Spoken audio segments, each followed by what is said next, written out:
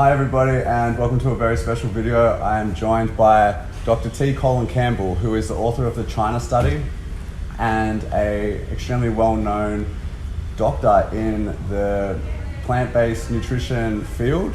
And it's just such an honor to have him with us today. He has done so much groundbreaking work and has made it well known that it is possible for us to live and thrive on a plant-based diet, and also teach the world about the dangers of what is contained in animal protein and what happens to us in terms of disease when we consume these types of foods like meat, dairy, and eggs. So thank you so much for joining me today. And pleasure. Thank you also so much for all the incredible work that you've done. It is truly unparalleled. So thank you. Would you be able to just share some of your experience with everybody so they can get a better idea of how long you've been doing this for and what some of the things you've done over the years? Sure. I got involved professionally, in a sense, 63 years ago in this field. That's when I was doing graduate research at Cornell University, and I had come from a farm, milking cows, believing in the good old American diet, or Western diet, if you will, high in meat and milk and eggs. And so when I got into university, I did my doctoral dissertation on figuring out ways to advance the consumption of animal protein. So your goal was to make people eat more animal protein? More, exactly. That's what I was doing. And so then following that, I spent 3 years at MIT doing some experimental research there, but eventually I got to Virginia Tech, another university, and at that point I was involved with my senior colleague in the Philippines on a State Department project, sort of setting up a nationwide program of feeding malnourished children. Okay. Malnourished and starving children, in a sense. And so the main objective we had at that time, just like our colleagues, was to make sure these kids got enough protein. Mm-hmm. That was the name of the game in those days. And when I saw something that was odd, I thought, to make a long story short, I got the impression that the children most likely to get liver cancer, one of the main cancers of the Philippines, were coming from families who were consuming the most protein. The few families. Right. The more Western type of diet. So, and I wasn't sure I wanted to believe that, to be honest about it. It was very different. Yeah. And I was on the golf course one day with my medical colleagues who told me that they were working on children 4 years of age and younger with liver cancer. Wow. And of course they were coming from the families consuming the most protein. So all of a sudden I was confronted with a paradox here. We're trying to promote more protein consumption, animal-based protein. Yeah. On the one hand, on the other hand, I'm saying this. So I basically came home and got money from the National Institutes of Health. Yeah. And I ended up having generous amounts of research funding for many, many years.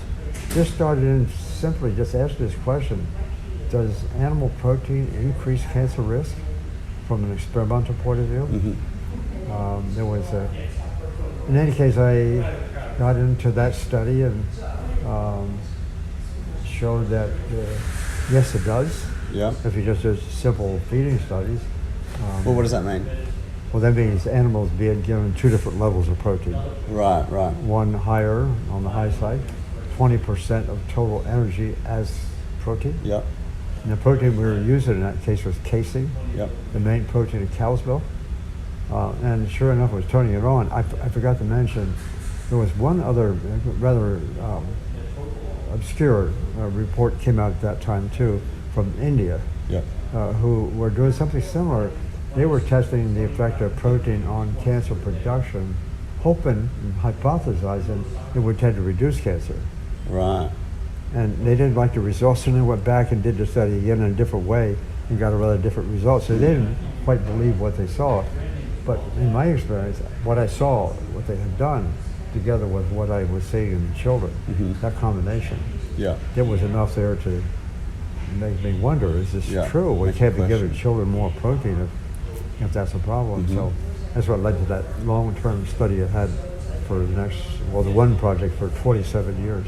Sure. And I had a lot of students and postdocs and graduate programs doing basic biochemical kinds of research.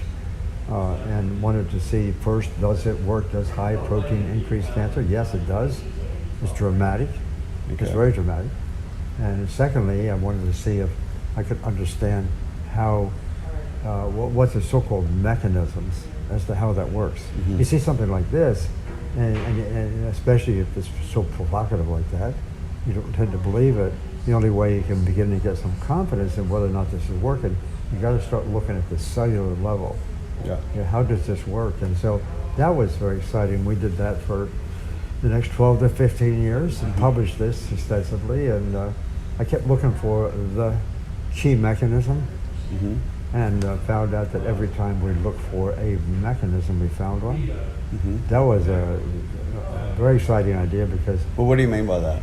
well, when I say mechanism, I'm talking about biochemical stuff. Okay. I'll just name 2 or 3 to make a point. High animal protein, right, increases the rate at which mutations form Okay. by 4 or 5 different ways. Which could be cancer. Yeah, and then that can lead to cancer. And then in addition, once the infant cancer cells are born, so to speak, they're ready to go, at that point, the cancer starts progressing and being nourished, if you will. And so I looked for a lot of different ways. What's causing this to keep on going that way? And found things about growth hormones, things about the immune system, things about the role of calories in this whole operation.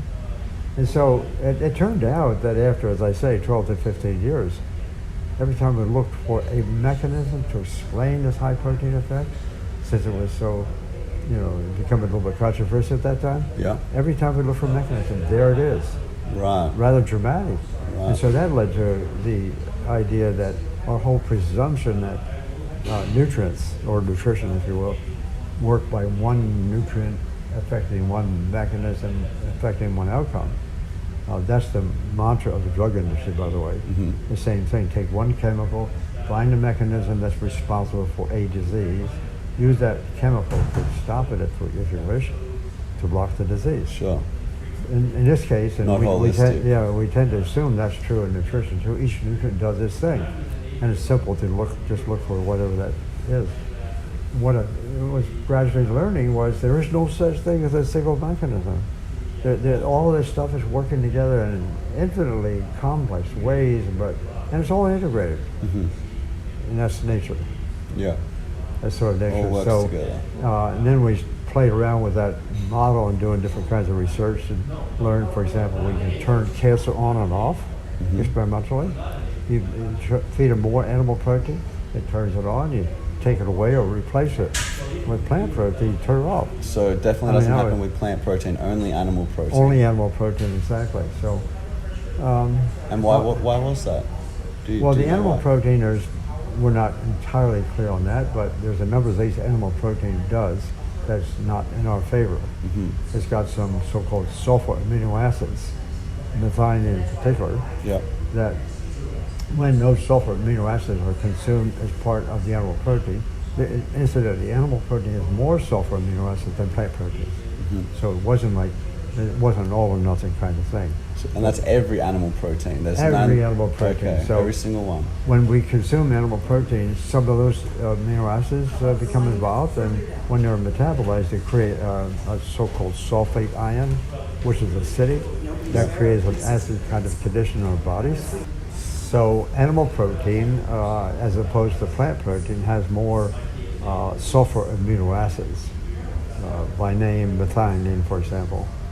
And when those sulfur amino acids are metabolized in the body, they produce the sulfate ion, which is acidic. And that in turn, it basically creates kind of an acid condition in our body. There's a name for it called metabolic acidosis. Yep. pH tends to come down. That's not in our favor. And so a lot of things begin to go wrong. That's one explanation for the animal proteins compared to the plant proteins.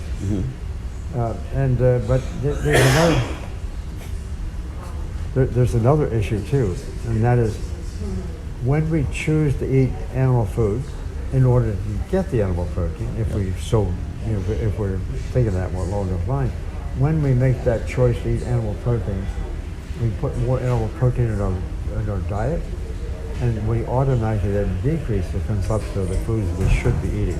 Right. So the animal protein effect in a larger context, it does its thing, which is not in our favor when it's fed.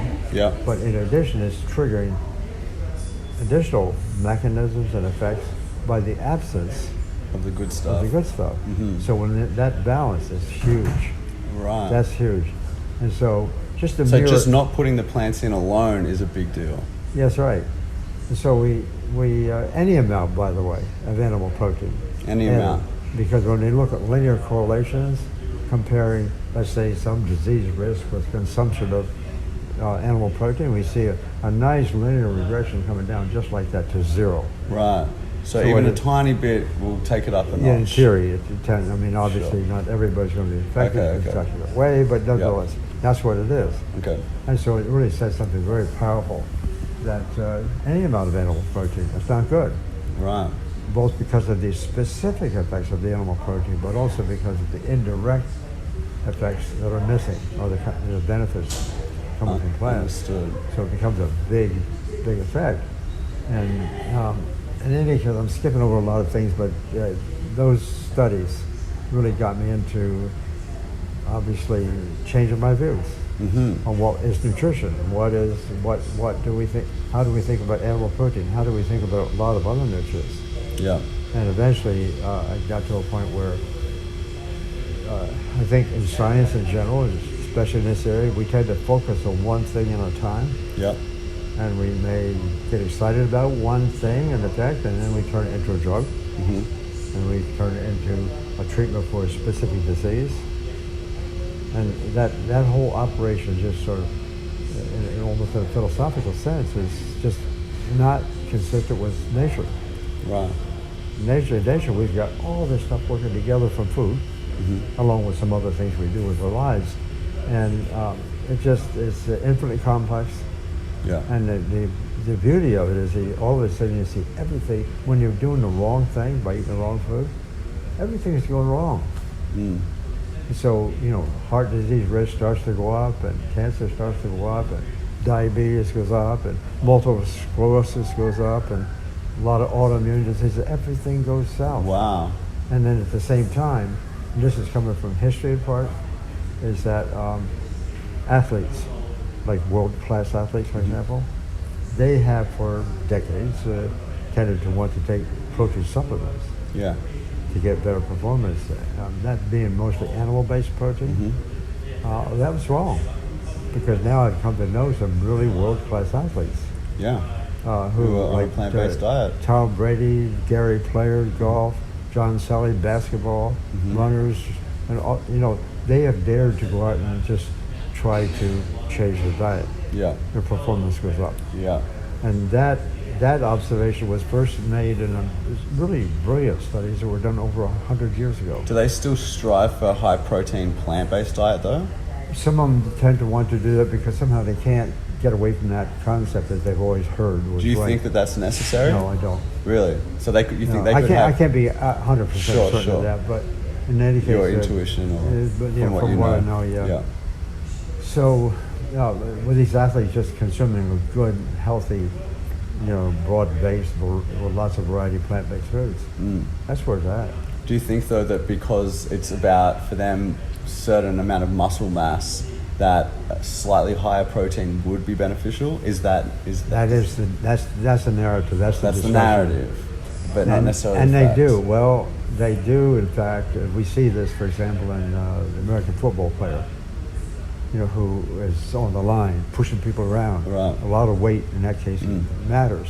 Yeah. So they consume more animal protein. Yeah, they do gain weight. There's no question about that. But that so-called muscle mass is not to their benefit. They have more weight. That's a bit of an advantage, obviously. But in reality, when they switch, they have less. A lot of that weight is fat, and it's also protein that doesn't work quite as well. And so when their weight tends to come down when they consume and then they become more agile. They recover, from the pain and aches of sport. They recover faster. Their endurance is longer. Yeah. And so the guys that do the best in that kind of sport are the ones that have less muscle mass. Right. That bit less, yeah. Okay, So so better muscle. sure.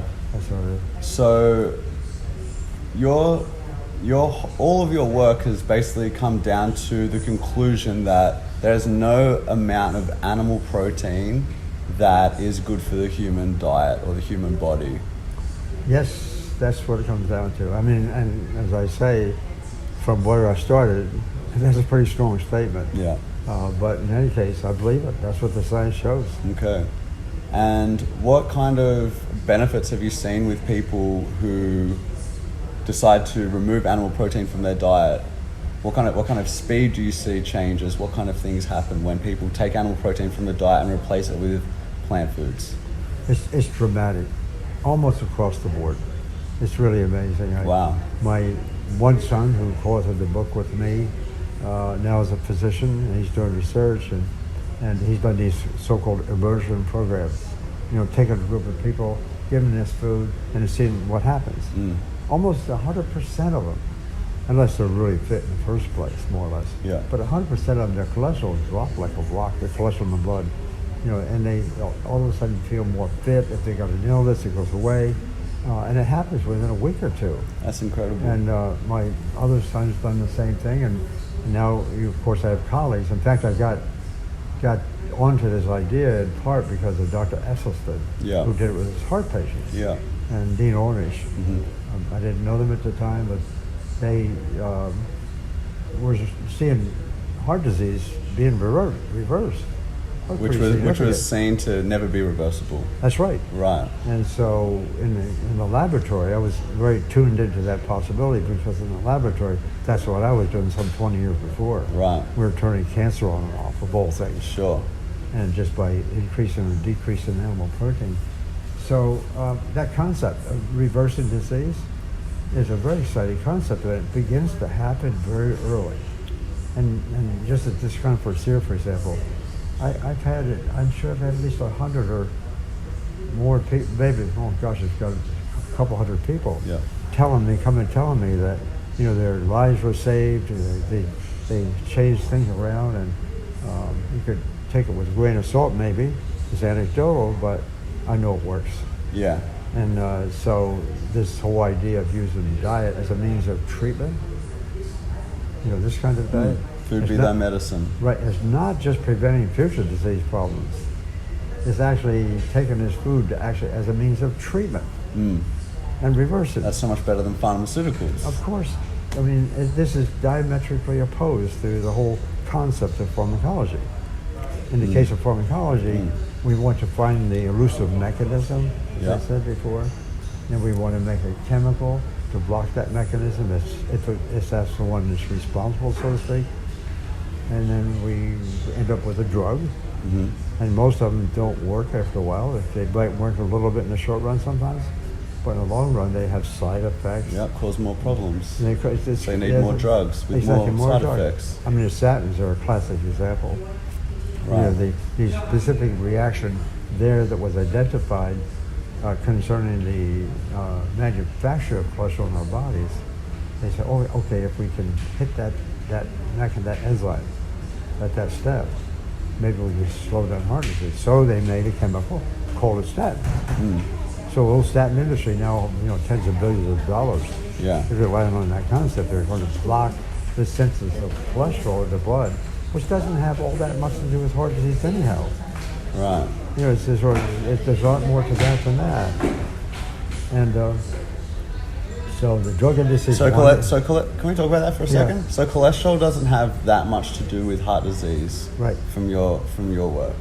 Right, that was an observation made over 100 years ago. Yeah. Surprisingly, and then forgotten.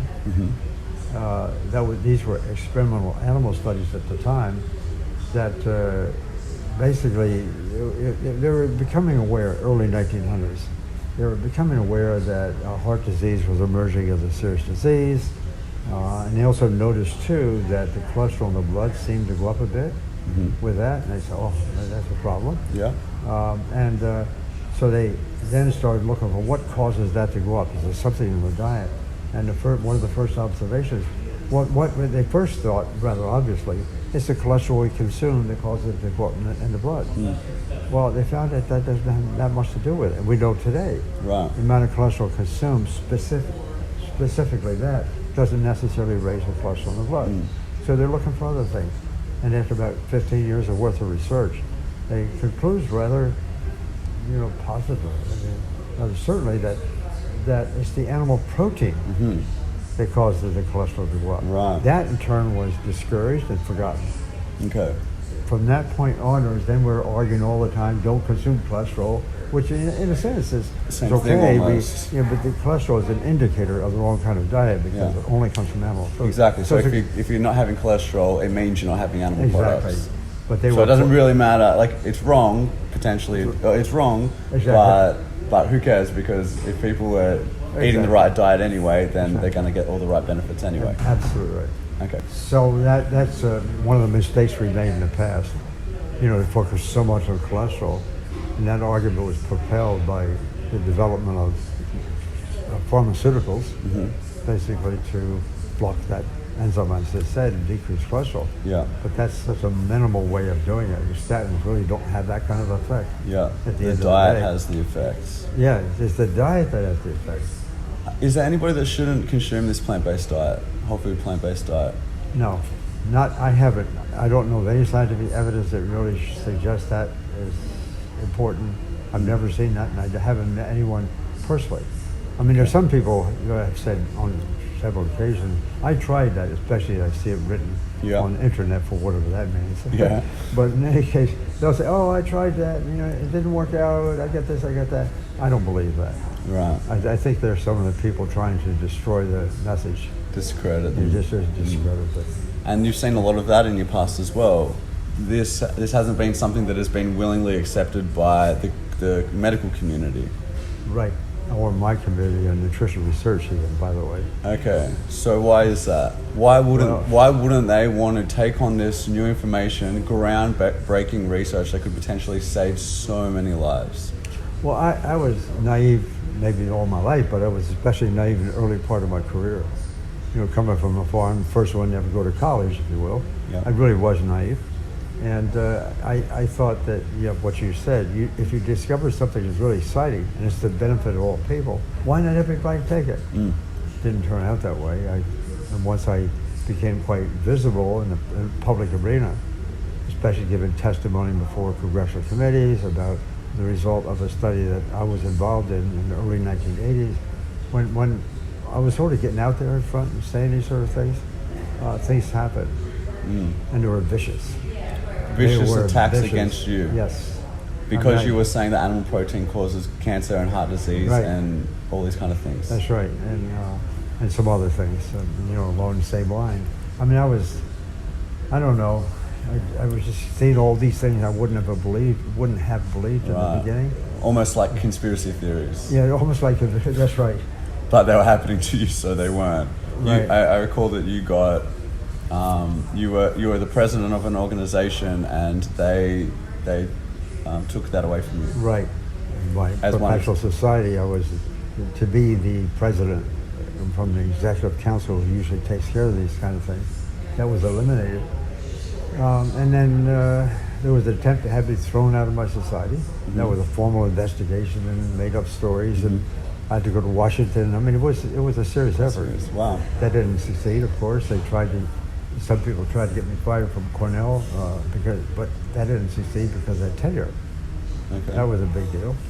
And I had the highest level academic position, full professor, endowed chair, all that. Right. And so that failed on their part, and thanks. Great. But why the pushback? Why would they do that? Well, why wouldn't they just want to take this on? Well, that all happened in the early 1980s. I mean, it was any of those efforts could have destroyed my career. There's no question about that. But I kind of protected because of these other things.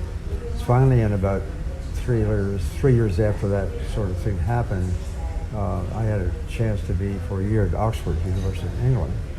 And then I was there in Oxford where we were doing some other things with the China study. But in any case, I wanted to go into the libraries of Oxford and London to see if in the history of nutrition, in the history of cancer research, for example, is there some possible explanation for this hostility? I know money was playing a big role in it. Because I knew the industries were behind it. That's not the issue. But why was it so easy to convince the public that this information was not good? Yeah. Or why is nutrition as a science not taught in medical schools, that sort of thing. So I got in the libraries, had a wonderful year practically living in the shelves of the 2 libraries in Oxford and 2 in London, and I found some amazing stuff historically to answer your question. Back in the 1700s through the 1800s, especially in the British literature at the time, there was 2 theories of cancer formation. One said that cancer is the result of our whole body activity in some way, which would involve nutrition. The other said, no, it's focused. It's a focused disease. We'll cut the thing out.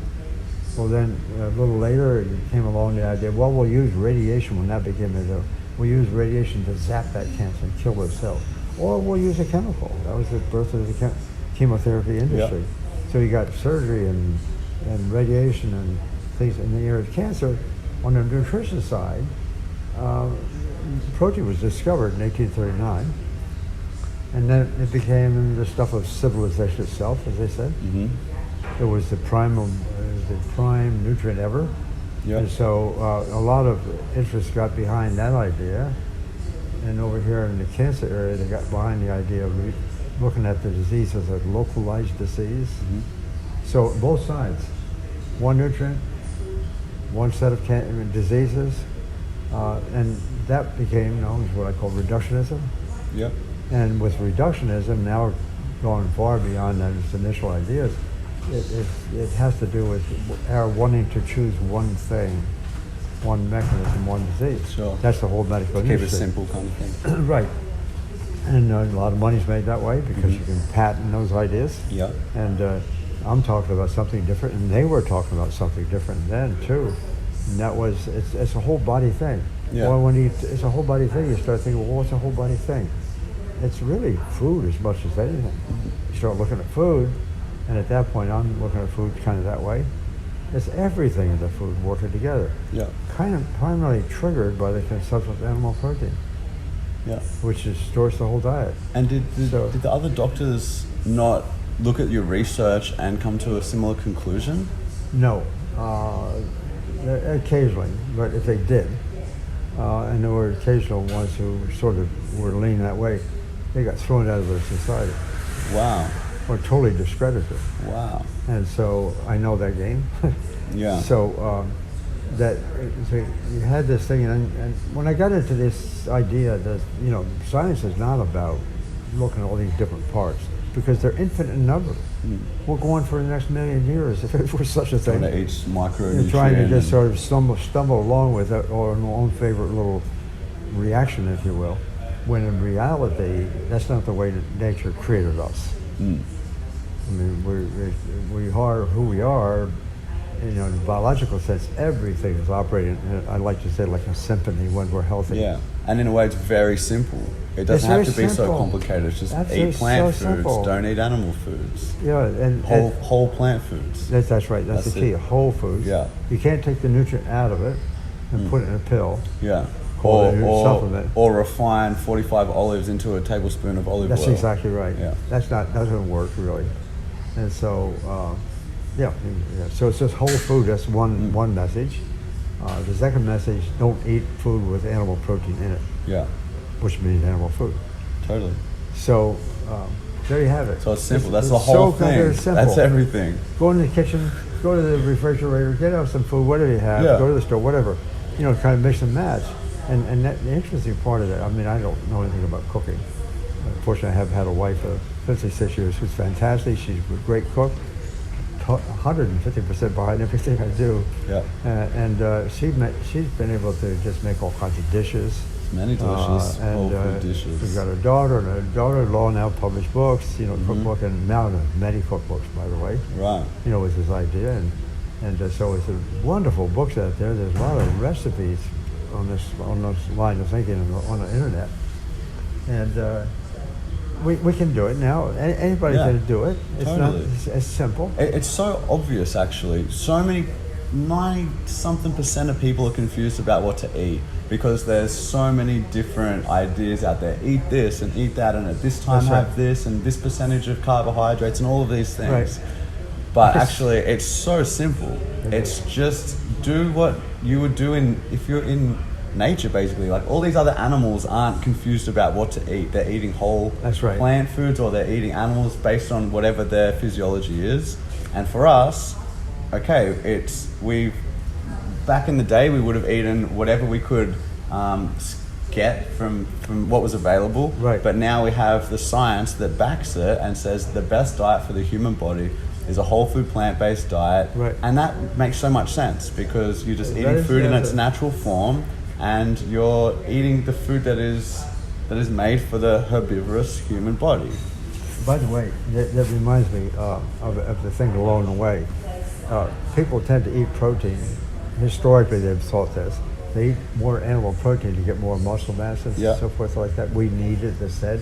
In the animal world, the strongest animals, the fastest animals on the planet, most agile, coordinated, they get all their protein from plants. Right, rhinos, The elephant, hippos, so gorilla, it's a elephant. false premise. Totally. Whatever. Yeah, that's a great example. Okay, so can you briefly tell us about the China study, what that was, and Yeah, the China- where that took The things? China study started in the early 1980s. I had an opportunity to have hosted in my laboratory the first senior scientist from China to come to the United States. He was a rather special person and had some prominence in China, and he got involved with some of my research. He published a couple things. And then we heard about in China they had, just recently about that time they released this atlas of how much cancer occurred all around the country in a total of about 2,500 counties. And so cancer was pretty common in some counties, less so in other counties. Beautiful, illustrated, color-coded maps and stuff like this. And it was a friend of his who was the head of that. And between him and his friend and a colleague that I gained at the time, Richard Peto at the University of Oxford, who is now Sir Richard Peto, I should say, and Sir Richard Dahl. They became acquainted with these folks, fantastic scientists, both of them, great statisticians especially. So we kind of formed a group, Richard Peto in Oxford, myself, and a couple of Chinese guys. We went there to see why is cancer so common there and not there. Is there something we can learn by collecting, let's say, some food and some other information? So we went and we organized a massive survey of a total of 130 villages, which is quite an undertaking, and was done very carefully and very professionally. And that was thanks to my Chinese colleagues, who had, they're fantastic workers this way. They're rather precise, and they collected all this massive information. And we had ended up with a big book full of about 65, I think, or 70 different kinds of disease rates that the Chinese already had, together with all these foods, the amount being consumed, and we measured lots of things in the blood and the urine, and we kind of put the package together. Here's what they ate, here's what they get in the blood, here's what comes out in the urine maybe, and here's how they relate to disease. And so we correlate everything with everything. Again, it was my colleagues in Oxford really had sort of headed up that effort. We ended up with a big book that ended up with 100,000 correlations. Wow. About approximately.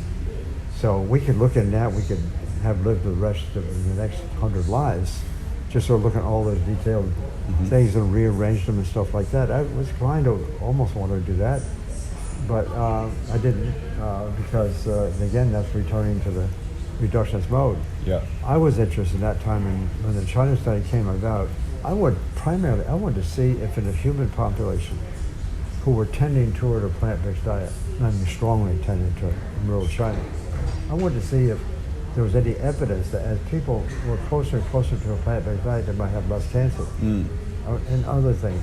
And in a sense, I was looking for affirmation From what you'd of what I was already doing in the discovered. laboratory and others had done. So we did the study, and that came out in final form in 1990. got a lot of publicity. It turned out it was the first research project between the United States and China, and that turned out to have some advantage in a sense because people got to know it. But we had all this information there. Oh, excellent. We started looking at numbers and stuff like this, and we, some colleagues, others, published bits and pieces of that as separate items of information. In a sense, I never really got too excited about taking that road, as I said, because it was too reductionist for me. Yeah. I wanted to kind of back off and see if we can look at the whole picture in a more systematic way. Recognize and acknowledge the complexity, but in some way try to see if we can't learn something about it. Does any particular groups of food or mechanisms work together? Yeah, maybe there's a simple conclusion to be made here. And what happened was that at the end of the day, as we got, I began to see this fairly quickly, that what we were seeing in the China population, rural China, was consistent with what I was doing in the laboratory. Wow. And so, in the laboratory, I'm doing reductionist research, getting interested in how things work together, of course. But that was one sort of experience. And over here, with the human population, bring them together. Wow. That started to look really impressive. Wow. And basically the exact same result. The same result. And then along the way, of course, I had access, obviously, to a lot of literature where other scientists in years past and present were looking at bits and pieces of things, which I always was trying to, know and keep up with if I could. So it was a combination of our laboratory research, the China study population, the work of others, weaving it together, and then eventually getting into the history. And that whole package. All told the same story. It's just converging right down to a fundamental truth about nature. Eat plants. It's very simple. So simple. Scientifically, it's infinitely complex. It's almost comedic. It is. So, what about sometimes when people bring up the China study as a point of reference to advocate for a whole food plant-based diet, people bring up not a criticism, what's it called? A criticism. Yeah.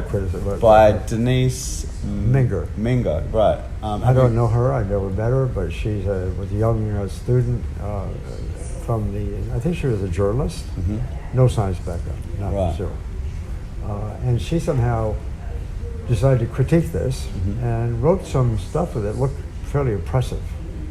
I have to admit, she was getting into all these correlations and stuff like this, and so she and with her background, she was fairly sophisticated, quite good writing, and for a lot of people would look pretty impressive.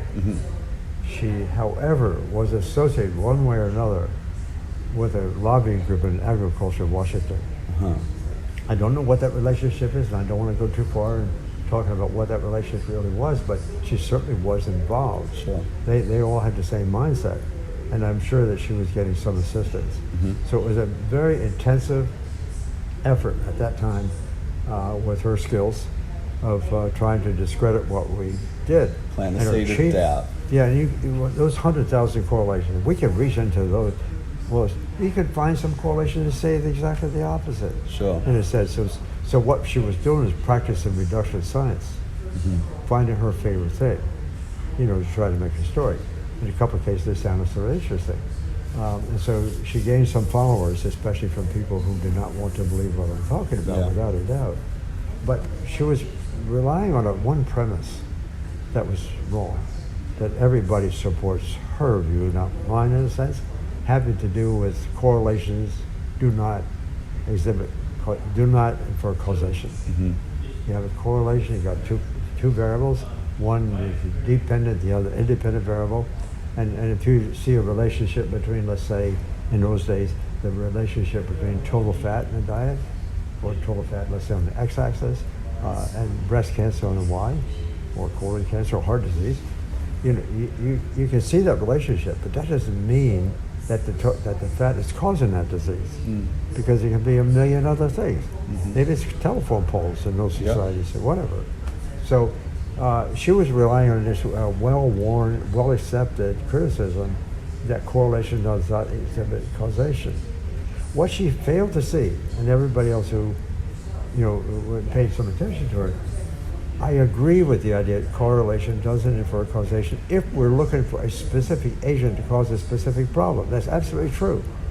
Because you can't, it's obvious, you just don't see this correlation. It doesn't mean that causes that. You have to do some other studies. Sure. When in reality, that's not the way nutrition works. That's what she failed to see. Nutrition is the constellation of factors, unlimited numbers of factors, working together through, as we said, through a more holistic sort of arrangement, biologically speaking, working together, lots of nutrients working together, and then creating this rather interesting mix of effects in the body, and in turn affecting a whole variety of outcomes. That, in that case, it's not true. The correlation does not infer causation, because when you look at it that way, then and you see let's say a linear regression of, let's say, animal protein intake or total fat intake, which equates with that, you see a beautiful line like that. When you see that, you compare in different countries, different societies, whatever, a couple of other data, your first inclination is, oh, okay, that's fat. If you do that, that's wrong. And that's not what I do. That's not the way to do it. The only nutrient that really exhibits some broader context in many ways is animal protein. We're coming back to the same story again. Animal protein, when we consume that, it distorts the consumption of everything else in the diet. Right. In major ways, all kinds of things. So you have to back off and say, okay, well, can we learn some things about animal protein? I know that from the laboratory. It has its own problems when fed above the level of protein we need. Yep. It comes from plants. Yep. When that is done, that, as I say, it distorts the consumption of antioxidants and complex carbohydrates and fat and different kinds of fat and so forth and so on. And all of a sudden, all that stuff is working together. So when I see a correlation with animal protein for different diseases, all correlations are coming down to the XY origin, right to zero. That's a huge message. Yeah. I do not understand how anybody can discredit that message. They can't. Yeah. They can try, but it doesn't hold any So weight. so this person, Denise Minger, she had it wrong, dreadfully wrong. And actually, it was interesting. 3 years later, or something like that, she went online and apologized. Did she? Yes, she did. Wow. She didn't name me, but Okay. I was the principal one she was after. Yeah. In fact, about the only one. But she apologized to some other two. I said she sort of got it wrong.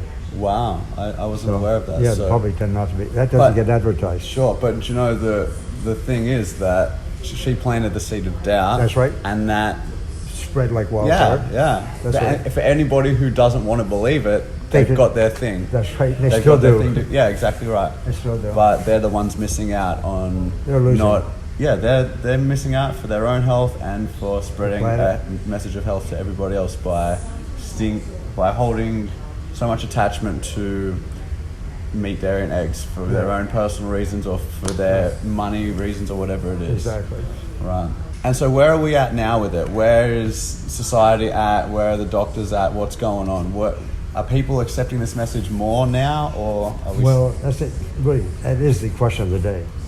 And it's what I'm most concerned about in the last, half dozen years or so. How do we get this out to the public? It really, it's a story that was more or less known to some extent in years past, all the way back to Hippocrates. Yeah. I mean, they had some ideas about this. They were on the right track. Somehow we went through this long industrial period and everything is capitalization of this and that.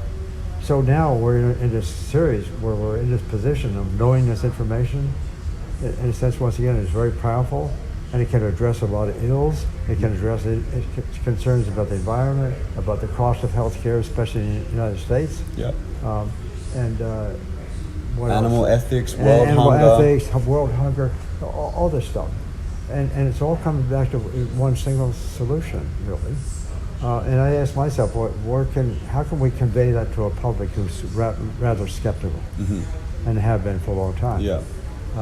Because they've been living within a different system. They've been subject to the information provided especially by the corporate sector. Sure. And so how do we get out of that? And I'm going to speak in part from the United States perspective, although I we've seen somewhat similar things elsewhere, in Europe especially. We have a government that's subservient to the industry. It's that simple. My friend, one of my friends, Howard Lyman, who's one Yep. of he was telling me, he's a lobbyist. He said, we have the best government that money can buy. Right. It comes down to that. So you look to the government for developing policies in this area. They're subservient, and I know that because I've been on those panels. I know exactly how that works. Yep. It's very subtle. Public doesn't necessarily see it, but it's collusion. Popular word these days. Collusion between government and industry. That's one factor. It's also alive and well. This wrong idea is alive and well because of our cultural background, our historical background. It gradually formed the system during the last 100, 150 years. So it's all coming into play. So here's the question. How do we, because now we got big problems. We need to solve these problems. We got to stop eating animals, period. That's the simplest solution that I can see.